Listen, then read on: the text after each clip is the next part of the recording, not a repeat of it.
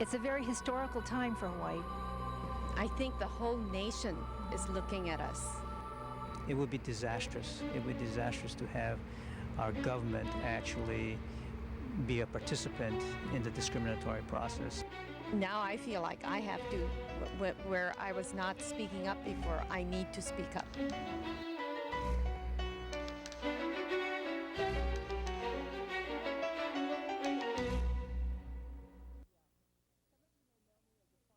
Aloha, I'm Jackie Young. Some of you may know me as a former legislator with the Hawaii State House of Representatives. I've also done TV shows as the host of Sound Off. But now I am the campaign director for a group called Protect Our Constitution. It's a coalition of individuals and organizations whose mission is to stop the Constitutional Convention on the ballot this November 3rd and to vote no on the proposed constitutional amendment. The proposed constitutional amendment says, shall the Constitution be amended to specify that the legislature shall have the power to reserve marriage to opposite-sex couples. It's a very emotional issue, and some of you may label it as a same-sex marriage issue, but it's much more than that. There's a human story behind this, and really the emotional issue is that we need to protect our Bill of Rights and our Constitution. With us today is Al and Jane Nakatani. They moved back to Hawaii after spending 30 years on the mainland, and I'm going to ask them now to share their story with us.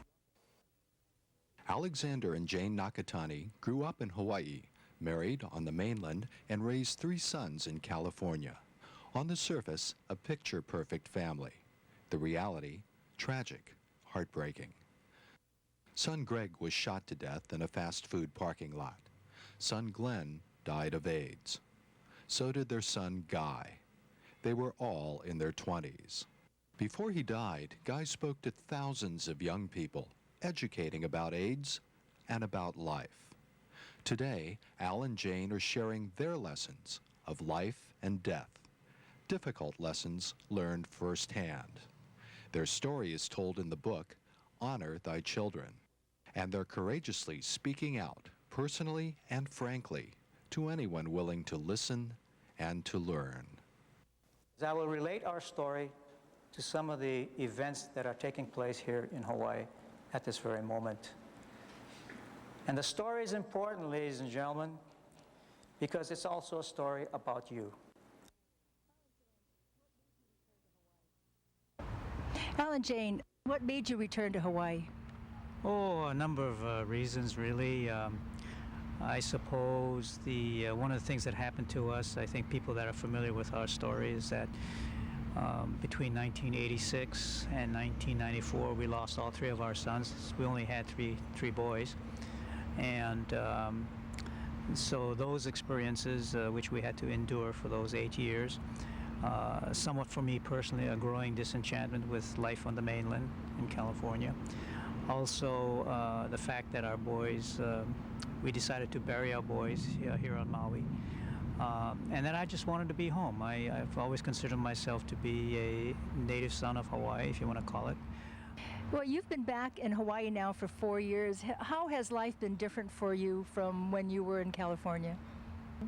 In '94, we concentrated on finishing the interviews on our book and read the manuscript and finished the book, and of course the book was published.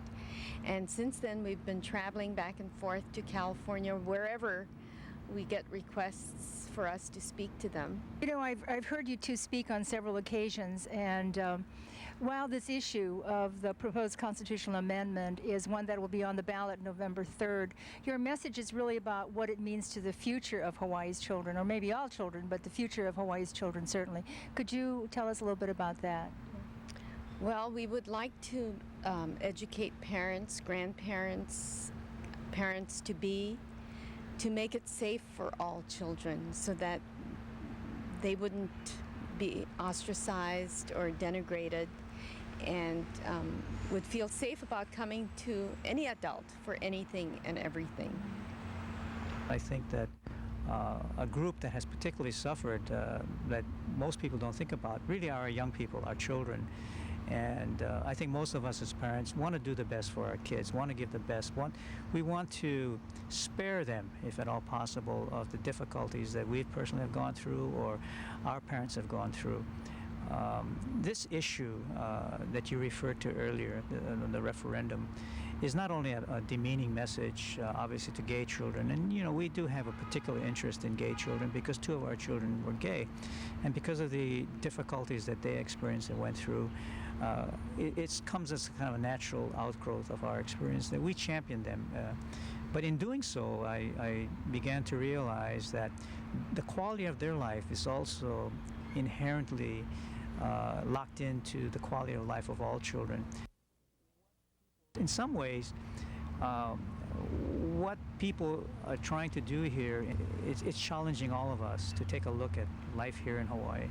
And they're asking us to take a look at our relationship to each other. They're challenging us. And I think we'll prevail. I think that we will come out of this better people. I think we'll have a much greater understanding of the fragility of our Constitution and the need to protect it. And so, from my perspective, this can be a win-win situation. Well, I imagine you've met a lot of interesting people, too. How did that come about? What we've basically done is spend a great deal of time sharing our story with the public, with whatever and whichever group that invites us to speak, to share our story, because there are a lot of issues relative to what we try to educate people on. And in that process, it's been enjoyable from that point of view. We find it very rewarding. We find that people feel that they benefit by our sharing our story. And of course, we've just met a number of great people such as yourselves, Jackie, the people that you are associated with, who are in their own ways supporting and fighting for social justice and civil rights. I must add that one of the people that we have really enjoyed meeting, which we never thought we would meet, who I had some knowledge about, given his own personal experiences, is Wally Amos of previously famous Amos Cookies. He now tells me he's not famous Amos Cookies. He's something like No Name Amos or something like that. But you know, he's just been an inspiration to me personally because I know of his own personal struggles in terms of being an African American and what it means to grow up in the United States under those circumstances. And meeting him has enabled him to share some of his more personal experiences. So I've been enriched by meeting someone like him. Aloha, I'm Wally Amos, and my wife Christine and I are going to host Al and Jane Nakatani in our home this evening. It's a pleasure for us. It's a real privilege because we're going to hear their story firsthand. We're going to be making cookies as they talk and as we share our insights with one another. Their story is wonderful. Their mission will literally save us all. So listen closely. It's a real honor for me to have them in our home, and I'm sure that you're going to enjoy what they say. It will impact your heart. It will touch your heart and change you at your core. Al, you and Jane have become such a great couple, such a dynamic duo. as spokespeople really for human rights. In my mind, that's really what you're promoting. How did this all come about? Where did it start? For us, with our son, going around educating kids on AIDS, and he wanted this to continue, and asked us to continue. And I think it also helps us survive. We're all students and we're all teachers on this planet. Sometimes, you know, you're the student and I'm the teacher, or sometimes you're the teacher and I'm the student. But we're all learning from each other. Well, that's the experience you had, Al, with Guy, though, also being so close to him. And you know, I mean, you know, he was the teacher. Because what he said was, Dad, and this was near his death, he says, you gotta go on. But what he was saying, out of tremendous love for Jane and I, is that in his mind, he said, Dad, if you would do this, I know you'll survive. Yeah. I know that I won't have to worry about you and Mom. What made him most effective as an HIV/AIDS educator was the fact that he used himself as an example. He shared with them what he was experiencing as a result of being HIV infected. He would speak to kids in schools, 25 to 30 at a time. He would stay at those schools for the whole day. at the same time fighting the ravages of HIV. Now, this is an emotional subject. A lot of people have a lot of different feelings about the subject. A lot of things come to mind. I usually like to address those at the beginning. First one is maybe fear. Everyone experiences it to some degree. Fear of having it or fear of getting it. And if you do... Single-handedly, Guy resurrected our family. What he did for the last 2 years took us from a family of despair to a family that was quickly deteriorating to one in which he brought honor and dignity to our family. As far as my parents go, they have truly been incredibly supportive. And I think they're truly my best friends. Without them and without their strength, there's no way I'd be able to do the things that I'm doing and continue feeling the way I feel in dealing with this disease. You know, they're probably the backbone of my strength and probably the sole reason I need to still keep strong. In those last 2 years, he was vitally concerned about our welfare. He knew he was dying, and what he wanted to do was do everything he could to make sure that we wouldn't die along with him. The reason why Jane and I are here in front of you tonight is a commitment that we've made to Guy that we would continue his work. And actually, when he made us promise this to him, he in fact set us on a journey of survival.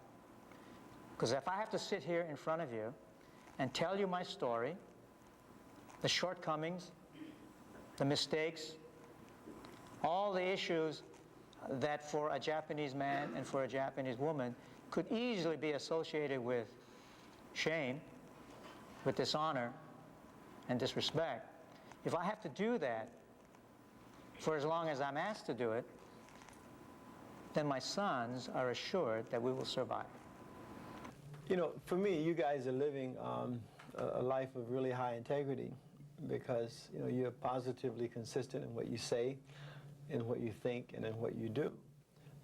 You have become one with the message. I mean, you are the message. And when you become one with life, I think, then there's a certain reverence that you have for all life. You're not mean to people. You don't denigrate people. And I know that when I heard you speak the first time that you talked about being disrespectful to your son, about denigrating him, and you talked about that aspect of society, how we denigrate kids and how we denigrate gays and gay children who they have no one to talk to, they have no one to share. The issue of denigration, prejudice, and discrimination is older than all of us put together. No question about it. So then I decided that, well, how am I part of that? And was I part of that? And how was I part of that in my family's life? When I identified the nature of my homophobia in relationship to my sons, and realizing that in a way I participated in their demise, I was at a point in my life where I just had to decide, where am I going to go with this? Yeah. And I'll tell you, at some point I just said, like, man, I didn't know what to do.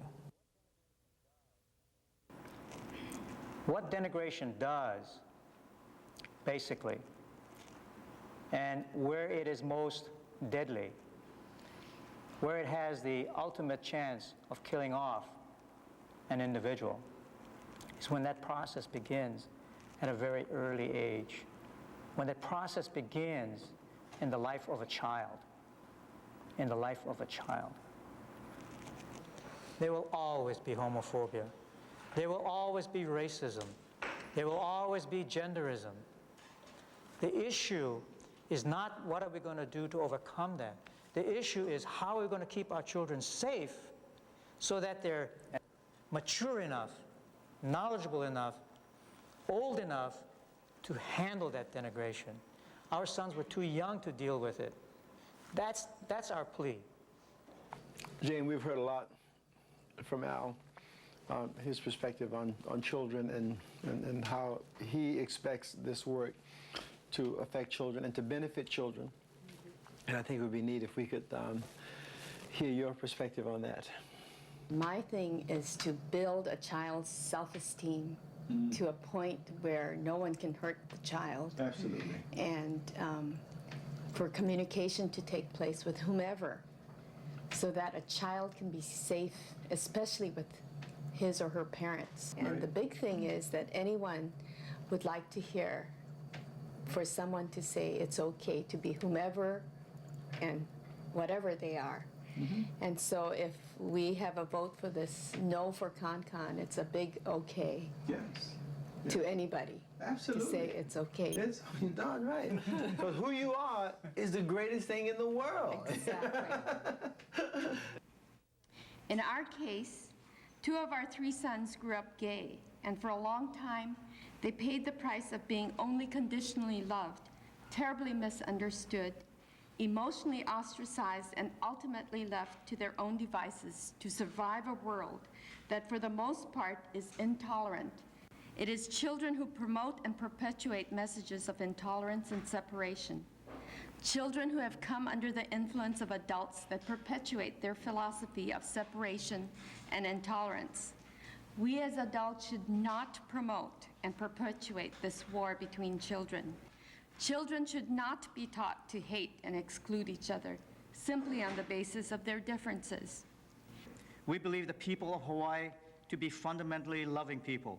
We believe the people of Hawaii will see the wisdom of not tinkering with our Constitution that has protected all of Hawaii's diverse peoples. We believe that the people of Hawaii do not want to go down in history as being the first state to legislate discrimination against a minority group, against any minority group.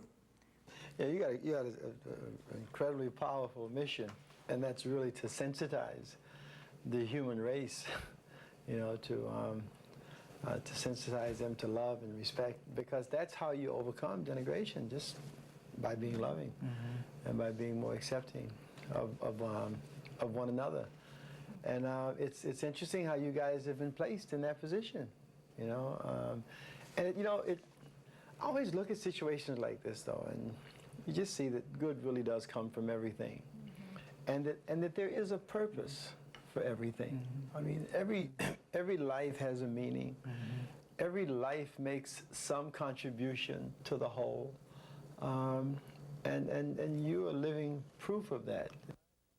I know that for me as a Japanese American, knowing where I came from, knowing what my parents have gone through, who've been subject to discrimination, for those of you who are people of color, for those of you who are women, for those of any of you who either historically or personally have experienced any form of discrimination and prejudice, I would hope that all of us here who fall in that category are sensitive to what's going to be happening by the nature of this referendum. What Glenn and Guy experienced was something very personal. It was something that happened between them and people. They were still blessed by the fact that there was no law that said that something was wrong with them. They faced religious persecution, they may face other kinds of but not civil, legal, codified law. This can change on November 5th. So I would suggest to you that those of us who are working to defeat the referendum are simply asking that the voters of Hawaii on this issue vote for fairness. I think the work that you guys are doing is absolutely fantastic. I am so pleased to be a part of it. And I tell you that I commit to do whatever I can to support you and to help you. And if ever you need me to make an appearance with you or to do whatever, you know. I remember the first time you said that. Yeah. And the first time we met. Yeah. And if I were at my lowest point, you would have pulled me back up. So, because your offer was, you know, and because we don't hear that a lot. Well, I meant it, you know. And especially with someone that is known, that is, you know, famous Amos. Well, all I got is fame, you know. I mean, and I've always worked on using my fame to promote causes. I've promoted literacy for years and helping kids stay in school. Young people is an issue that is very close to our heart, because if we don't save young people, then there's no future. So I absolutely believe in what you're doing. I believe in the human spirit. I believe in human beings. I think people are the greatest thing going, you know, and so I want to do whatever I can to make them whole and to make them feel good about themselves. Wally came back from that breakfast and he just said he met the neatest couple, you know, and it was both of you, and how inspirational you were to him. So here in turn, you are an inspiration to Wally. So I guess we're mere reflections when we're looking at somebody and we love them. It's a mere reflection of us loving ourselves. So I'm here for the long run, you know, and please feel free to call on me with anything. If I can help, I absolutely will. And it's a privilege to know you and to have had the opportunity just to hear your story up close, you know. Thank you for coming over. Oh, thank you. you. And we welcome your support. It's a pleasure. It's a pleasure. All right, now let's eat some cookies.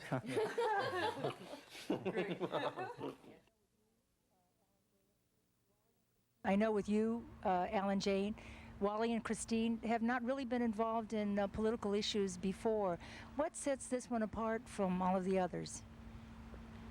Well, I feel that discrimination has got to be stopped. And coming from our experience where our sons have been discriminated upon because, one, they were Japanese, because they were gay, 2 of our sons were gay, and then later on contracted AIDS. And I know the pain that they have been through, that sharing of our story just falls right into your campaign, to our campaign of stopping discrimination, and to legislate discrimination is ridiculous. And so now I feel like I have to, where I was not speaking up before, I need to speak up. The thing I was talking about in terms of trying to develop a society that is fair and that is loving and that is compassionate goes out of the window when you have government-sponsored, government-legislated discrimination, and we're all at risk. It would be disastrous. It would be disastrous to have our government actually be a participant in the discriminatory process, and I hope that those that are in positions of leadership, of influence, come to understand that. The media has been playing it up in headlines as a same-sex marriage issue, and people sometimes take it just as that. But deeper than that is what it's going to do to our Constitution and our future, because by singling out a group of people and actually making an exception in civil rights by changing our Bill of Rights in the process and singling out this group, we are going to be putting all of us into jeopardy in the future, because then who's next? You know, will it be the senior citizens? Will it be Native Hawaiians? Will it be women, you know, as far as reproductive freedom? Who's next? I thought about my 2 sons, if they had survived, my 2 gay sons, that they would have to be dealing with this kind of message, the message of that somehow they weren't quite as acceptable. And frankly, in addition to my heart already being broken because of the fact they're not here, this clearly would have broken it. To see them subjected to this kind of propaganda, if you want to call it, this kind of insensitivity. But we have an opportunity to keep our Constitution, the document of inclusiveness and opportunity for all. And I don't think too many people realize, unfortunately, at this time, you know, how important that document is to everyone's lives. And this is our opportunity now then to honor that document by defending it. I think the whole nation is looking at us on what happens here, and it'll start a precedence, and that makes it even more important also. The Constitution, the Bill of Rights, whether federal or state, is a document, as one of our supporters has said, is a document full of promises. It promises us that we will be treated equally, irregardless of our differences. And it's constantly that we need to work on this promise, to fulfill it, to complete the dreams of people who feel they grow up American, they grow up free, they grow up in a democratic society that has all kinds of promises in terms of equal opportunity. People often say this is not a civil rights issue, but a civil rights issue are those rights that any individual has just by virtue of being a United States citizen and paying our taxes. And so this definitely is a civil rights issue, as shown by the people in our coalition. And it's a historical battle, and I hope people register to vote. And if people have any questions as to our position, we're asking people to vote no on the Constitutional Convention. I know we haven't spent much time on that, but it's and also to vote no on the referendum. And the reason is simple.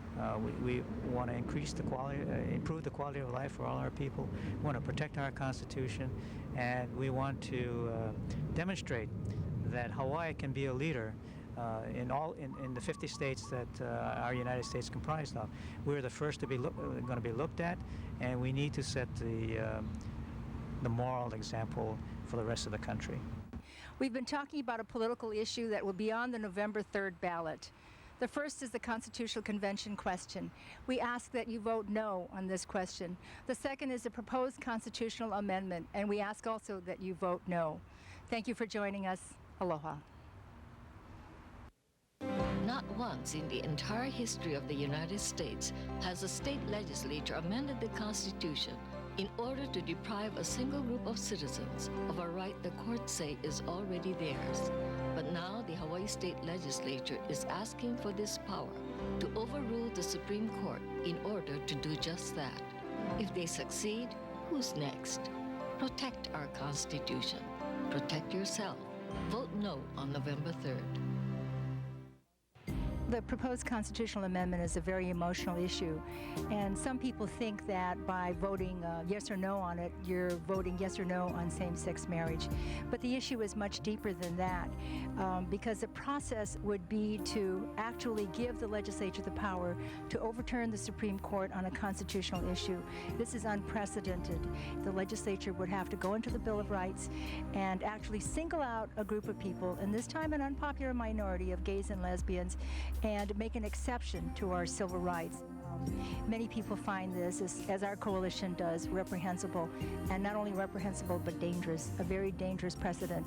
It's never happened before in the United States. It's never happened before in Hawaii.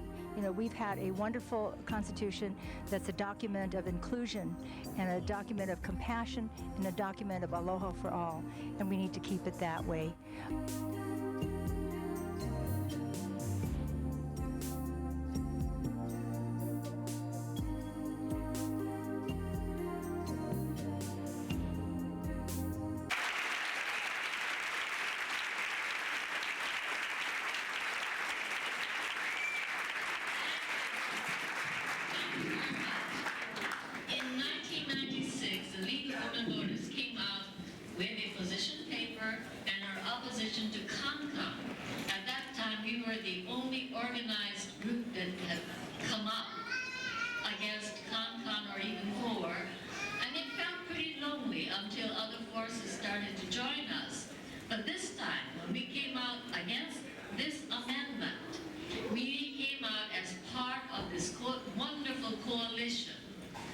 which has given us so much strength to continue, despite all the criticism and the venomous diatribe that we've had to endure in the office, from non-leaders, of course. I know we haven't done as much as we might have. You know, the League is a multi-interest group, and we've had so many programs that we're just coming to a critical point. But for the remaining month before the election, Grace Furukawa, who is the president of Honolulu League, she's out there, and I, excuse me, we pledge our best to rally our members to really give all that we have. We must defeat both CONCON and this amendment. Thank you.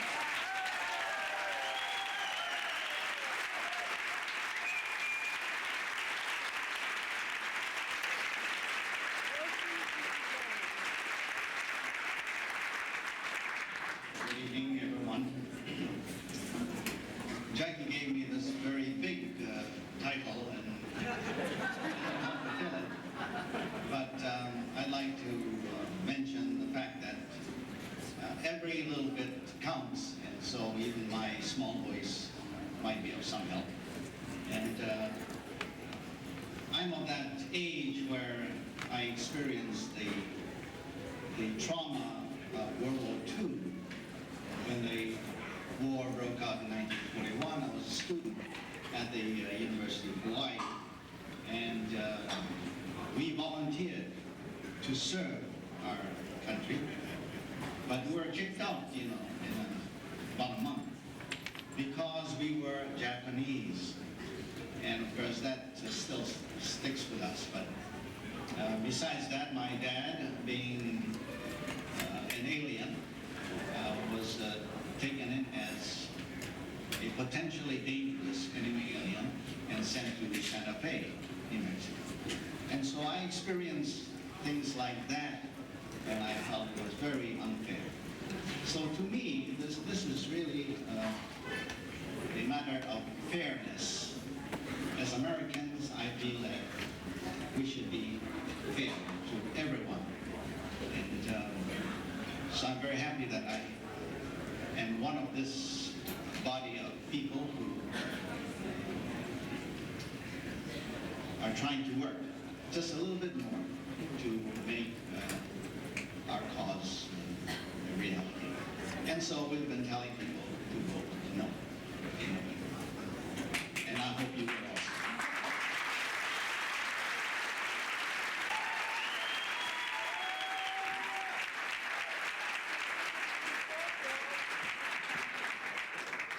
I'm so very pleased to be part of this extraordinary movement. I call it a movement because I think Gary expressed it very, very well. Why are we here? I must admit that when I was first asked by Jackie to participate, I had some apprehensions. And that's an understatement. To be involved in this very controversial political issue. But after slowly becoming more familiar with the issue itself, I felt that the compelling reason made it more important, or more, I think, gave me the reason to really come to center stage, to express my point of view, my opinion, and why we must say no November 3rd. And I think this is why we must collectively demonstrate to the community out there that discrimination is the issue. We must maintain and protect our Constitution and the Bill of Rights. Thank you very much.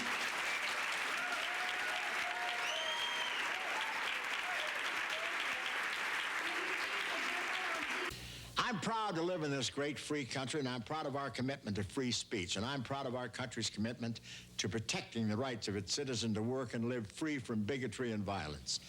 That's why I was amazed to discover that many people die each year in anti-gay attacks, and thousands more are left scarred emotionally and physically. Bigotry has no place in this great nation, and violence has no place in this world, but it happens. Prejudice hurts, kills. Please don't be a part of it. Bobby Griffith died at the age of 20. He didn't have a disease. He wasn't killed in an accident.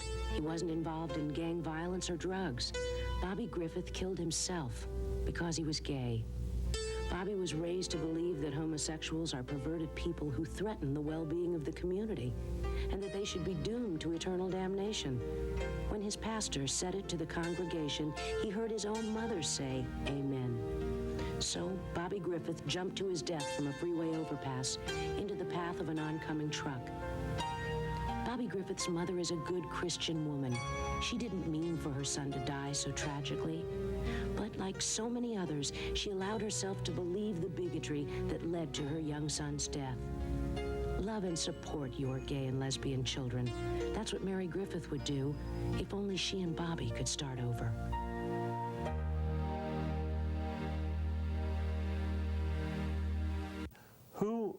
Who are your heroes? My number one hero is an African-American woman, Rosa Parks. On the 1st of December 1955, she, having worked in a white person's establishment very hard all day. Got aboard a bus in Montgomery, Alabama, and sat at the front of the bus. She's not supposed to do that. African woman's supposed to go to the rear of the bus. And the driver started the bus thinking the sound of the motor would return her sanity, and she just kept sitting there. And he moved the bus 2 blocks thinking the sound of the tires on the gravel and so on would return her sanity, and she still sat there. And he came and said, if you do not go to the rear of the bus, I'm going to have you arrested. And she said, you just do that. Because today I'm not going to the rear of the bus. And when she said that, she provided the torch of freedom for people everywhere of all colors or sexual orientations or whomever. She was the foremost liberation figure in history, Rosa Parks. Still around, by the way, still pumping it out. Hello, everyone. I'm happy to see such a great turnout this evening. You know, as I was listening to the previous speakers, and I was just reflecting on my life and as a little black boy growing up in Florida during the late 30s and early 40s, during the height of segregation, when there were certain places you could go, certain places you couldn't go. And then I remember in 1954 when I was stationed in Biloxi, Mississippi, and I was transferred. First of all, once the bus left the base, on the base the bus was fully integrated, but as soon as the bus got outside the gate, all the black people had to move to the back, and all the white people had to move to the front, and that was the law of the land.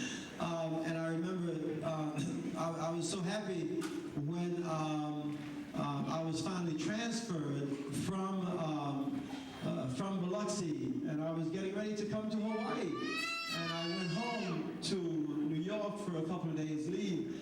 But as I left, I took the bus from Biloxi, Mississippi to Mobile, Alabama to catch a plane. And I was hungry. And I arrived at the plane station, and the only way that I could eat was to go around to the back and to the back door of the kitchen and be fed. And so I refused to eat because I wasn't that hungry. You know, no one should be able to tell you how you can live your life. It's really that simple.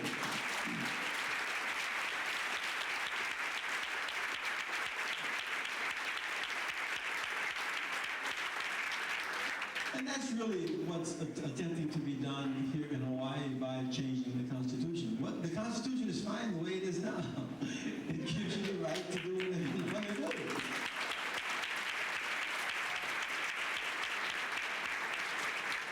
And so this, America, the land of the free.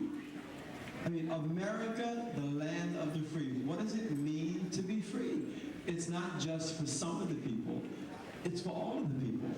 And it is for that reason that I really support this. Everyone deserves the right to live their life the way they feel it should be lived. And I don't think we need to infringe on the rights of other people. So I really support this wholeheartedly. I'll do whatever I can to defeat their campaign. And I urge everyone to vote no on election day. No question about it. It has to be a no vote. Thank you all for being here. Have a good time. My wife, Christine, and I, we really support it. Thank you. This is Jim Ness with Out in Paradise, and we're still here at the Protect Our Constitution fundraiser. And this is Steve Okino, who is actually very much involved with Protect Our Constitution. And Steve, why are you voting no on the same-sex issue? Well, Jim, I'm voting no because I don't really consider it a same-sex issue. I consider it a civil rights issue. When you start carving out exceptions to a Bill of Rights like this amendment tends to do or purports to do, then it's dangerous to all of us, no matter who we are in the community. And it's a dangerous precedent. It's something that I find reprehensible, and that's why basically I would vote no. Well, thank you for correcting me on that. And also, there's been a lot of rumors flying around in the media that this movement is a mainland movement. What is your answer to that? Well, we organized Protect Our Constitution back in October of 1997, and we've drawn from all segments of the community, the various civil rights organizations that traditionally have been concerned with civil rights, from the ACLU to the Japanese American Citizens League. We enlisted more than 5 dozen members of the local clergy, and they represent the spectrum of Hawaii's religious faiths. We have grassroots commitments from Native Hawaiian groups, from legal groups, from individuals in the community, prominent and, frankly, some not so prominent. So our base is within the Hawaii community, and we're very proud of that. It's something that we've worked hard to achieve. It's something that we found that support has coalesced around, and frankly, we're proud to be a local group on a local issue serving local interests. Hi, I'm Amanda Bearse. I'm not a straight woman, although I play one on TV. But acting belongs in television or in the movies, not in real life. I decided to come out as a lesbian. And this year on National Coming Out Day, you come out. Stop acting. Make the step that's right for you. A luncheon last month that was put together by a friend of mine, Burton White, who was a theater manager for the Hawaii Theater. And there were a bunch of us there, Robert Casimiro, Barry Flanagan, Kelly Kaneli, many entertainers, Kavika Trask, and we all felt that it was important for us to start getting involved in this. As a result, I've decided next week, Friday, my halau is making their debut performance, and we have guests like Amy Naiali'i and Willie K, my brother Nolan, Palolo Keal Costa, and Matthew Peterson, along with a friend of ours, Darren Hochstetler. And I decided after that meeting that I would utilize the performance as a forum to encourage and implore our audience to vote no, because of the fact that if we give them this much, who's to say that halals will ever exist again, and Hawaiians will have rights again? When I told Burton White that I was going to take out a moment to acknowledge and to address this issue, I asked him, because he's a very dear friend of mine, I said, do you think it's an appropriate forum for them? And he said, it's your forum, it's your stage, it's your night, you do whatever you feel like doing. So I'm going to take an opportunity to do that. I also am encouraging a lot of my colleagues and friends in the business to start taking a stand. Many of us, a lot of times, we kind of scathe around the political aspect of this place, but this issue is far too important, and it's time that we start speaking up, telling our audiences about these things. Why do you think it's important for you to be in the parade today? I think it's important for people to know they have support in Congress. No matter how much the Neanderthals tried to deny human beings the right to love, peace, and happiness, some of us understand that our #1 mission must be to make sure that all human beings feel as if they have a place in this society. I proudly take that role in Congress, and people need to know that I stand with them. Maxine Waters, we do know, and we thank you. You are certainly welcome. Homosexuality is an abomination. The practices of these people is appalling. God hates homosexuality. Many of those people involved in Adolf Hitler were Satanists. Many of them were homosexuals. The two things seem to go together. It is a pathology. It is a sickness. My son Paul was brutally murdered. The FBI said it was a gay bashing. Paid for by parents, families, and friends of lesbians and gays. I'm Amy Mizuno. I'm 76 years old. I'm an American of Japanese ancestry. I was born and raised in California. And on December 7th, at 10 o'clock in the evening, from the back door entered the FBI. There were 2 or 3 men who came in from the back door. They cut the telephone wires and came in And my younger brother, who was 17, and I was 18, came in and asked us for our father. Where is Paul Masuo Hiratsuka? And immediately I said, why do you want him? What has he done? And they gave us no words. They said, we are going to search your house. And again I said, why are you going to search our house for? What have we done? What has my father done? Why do you need him? They went about quietly.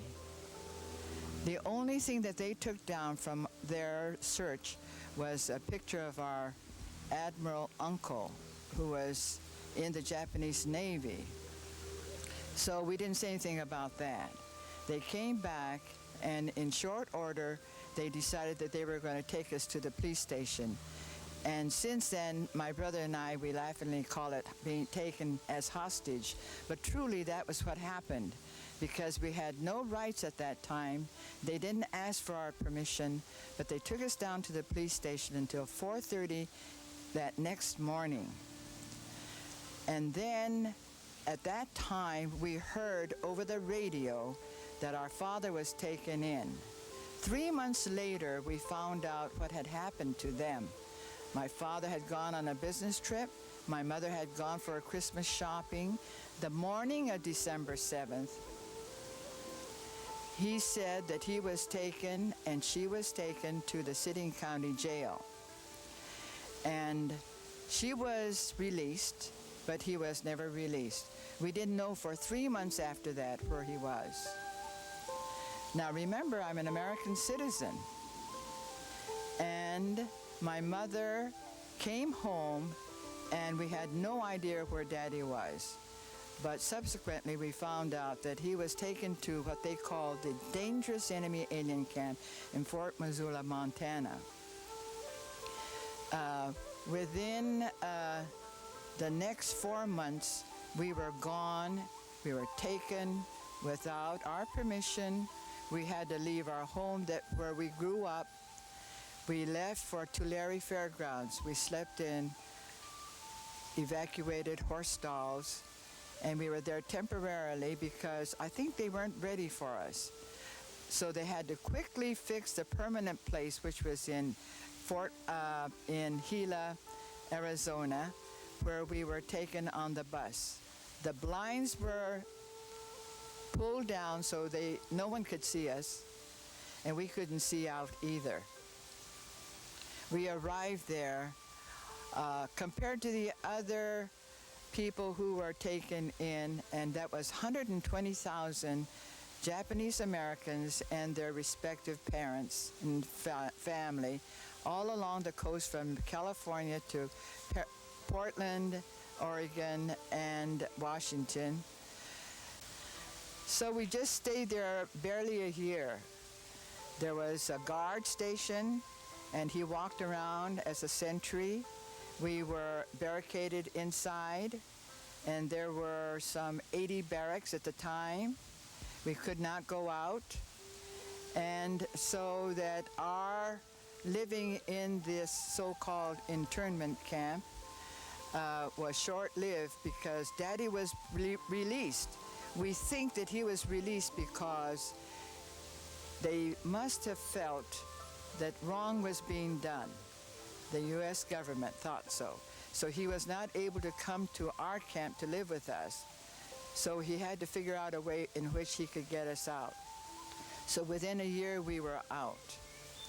I went to University of Utah, finished school there, and I thought, now I can do my teaching in the public schools.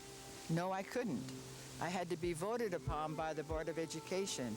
Mind you, an American citizen having to be voted upon whether I should be allowed to teach or not. So you see, the past of my life is such that I recall vividly, the more I live, how important it is that we need to respect and be sure that everybody's rights are taken care of. So, as we go to the polls, we want to be sure that we vote no, because vote no is the basic thing about this particular amendment. It has to do with preserving the constitutional rights of everybody. I'm Vanessa Chong, Executive Director of the local ACLU of Hawaii. The ACLU is a nonprofit, nonpartisan organization whose sole client is the Bill of Rights. Our one mission in life is to preserve, defend the civil liberties and civil rights of all people. Why am I sitting here tonight? The reason is I want to urge you to vote no, no. There are two important questions you will be asked to vote on November 3rd. The first question is, shall the legislature be given the power to limit marriage to opposite-sex couples? And you should vote no. Why? The Bill of Rights protects all people. If you vote yes, you would be saying that for the first time in our local and national history, we should discriminate against one group. And that is wrong. Of all places, Hawaii has a tremendous tradition of fairness, justice, equality for all. We cannot open the way, we cannot open the door to discrimination. So please vote no. And the more important question is, do you want to give the legislature the power to decide your rights? Or do you want the Supreme Court to be the guardian of those liberties? We think politicians should not have more power than they already have. So vote no. The second question is, shall there be a convention to amend or revise our state constitution? Again, I urge you to vote no. Why? When you have a con, the whole Constitution is up for grabs, meaning that certain fundamental rights would be or could be eroded or erased completely. These are rights that currently protect the rights of women to legal and safe abortion, our right to privacy, the right of Native Hawaiians to practice their culture and their religion, and the rights of workers to organize. Do you want to have those rights thrown away by groups that do not care about fundamental fairness? We think not. Plus, a con would cost us $12 million, and in a recession, we think that money is better spent elsewhere. So again, please vote no. Remember, on November 3rd, vote no, no. In Germany, they came for the communists first, and I did not speak up because I wasn't a communist. Then they came for the Jews, and I did not speak up, for I was not a Jew. Then they came for the trade unionist, and I did not speak up because I was not a trade unionist. Then they came for the Catholics, and I didn't speak up because I was a Protestant. And then they came for us, and there was no one left to speak for us. Now I'm into shame and guilt, S&G, okay? I don't have too much time to do it, so I can't tell you some of my heart-wrenching stories that I usually do when I do fundraisers. But I have to tell you, I'm going to leave a little early tonight because I'm honorary chair of a function tomorrow, and it's called Race for the Cure. That's about breast cancer.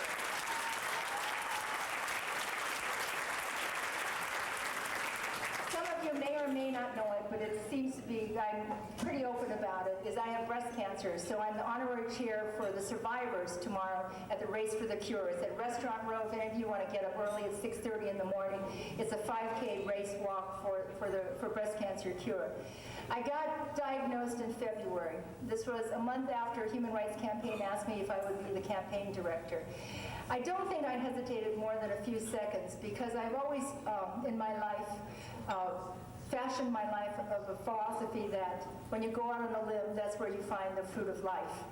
And I felt for myself that in the past, that and when I worked in the feminist movement, I thought to myself, I have 3 children. I have 4 children and 3 grandchildren, 2 of them born in the past 6 months. And it's been a difficult time for me. I've wanted to spend time with my grandchildren. I wanted to do a lot of things. I've gone through chemotherapy. I've gone through 7 weeks of radiation. And by the way, I'm going to make an offer to you. When I speak at fundraisers, and many of you have heard me at fundraisers, I usually take off my wig. And we usually raise over $1,000. I'm willing to do it tonight if somebody comes forward with $1,000, $500 to GLCC and $500 to protect our Constitution. If you give us $1,000, I'll take off my wig. But somebody's got to come forward in the next 5 minutes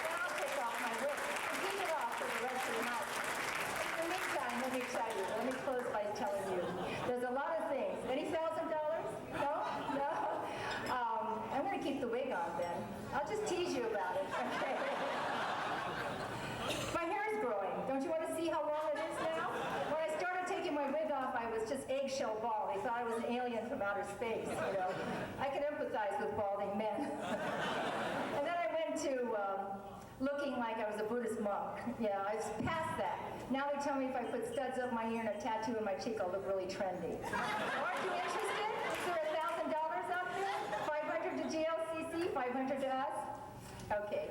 Anyway, as I said, I'm into shame and guilt. It's been a hard year, but one of the mottos of the feminist movement has always been that you have to look at your life and see how much you gave to your life for the women's movement. And I thought about it, and I thought about this campaign and why I'm involved in it. And I'd like, at the end of my days, whenever that day is, if it's soon or later on in my years, I'd like to be able to look back in my life and think that for once in my life I gave everything I had for justice. And for me, this is the cause. I didn't know what the cause would be. I thought it was a women's movement. I started off working with disabilities. I thought it was a disabilities movement. I was in Washington, D.C. last week to receive an award for work I did about racism, about the Los Angeles riots and the Koreans there, and I received an award for that last Friday, and I thought that was it. But you know, this is it. This is the cause. This is one of the greatest civil rights battles that we have right now. And in 5 weeks, we will know the outcome of it. In 5 weeks, we will know the outcome of this battle. And I want you all to be able to wake up in the morning on November 4th, to be able to look in that mirror and to be able to say to yourself that you gave everything you had for this cause. This is not only for you, for those of you who have a vested interest in the marriage issue. This is for all of us in the civil rights, because we strongly believe that when you discriminate against any one group, you discriminate against all. This is a world issue.